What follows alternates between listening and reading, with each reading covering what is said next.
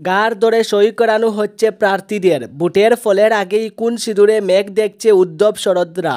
288 আসনের মহারাষ্ট্র বিধানসভা নির্বাচনে 200 আসনেই এগিয়ে তারা। এদিকে ভোটে পিছিয়ে পড়তেই বড় পদক্ষেপ মহাবিকাশ আঘাড়ির। মহারাষ্ট্রে মহারণ তাগড়া লড়াই চলছে মহাজ্যোতি বনাম মহাবিকাশ আঘাড়ির। প্রাথমিক গণনাতেই জ্বর তুলছে মহাজ্যোতি। সংখ্যাগরিষ্ঠতা পার করেছে তারা। 288 আসনের মহারাষ্ট্র বিধানসভা নির্বাচনে 200 আসনেই এগিয়ে তারা।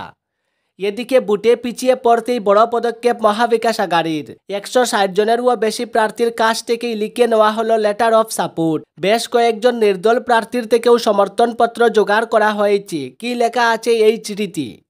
জানা গিয়েছে, নির্বাচনের ফল প্রকাশের আগেই মহাবিকাশ আঘাড়ি তাদের প্রার্থীদের কাছ থেকে লেটার অফ সাপোর্ট সই করে নিয়েছে। সেই কাগজে লেখা নির্বাচিত হলে সরকারকে সমর্থন জানাবে তারা। সূত্রের খবর, নির্বাচনের ফল প্রকাশের পর এই লেটার অফ সাপোর্ট রাজ্যপালের কাছে জমা দেওয়া হবে। মহাবিকাশ আঘাড়ির নেতাদের কথায় এটা সাধারণ রীতি। তবে রাজনৈতিক বিশ্লেষকদের মতে অতীতের অভিজ্ঞতা থেকেই সতর্ক হয়েছে আঘাড়ি জোট।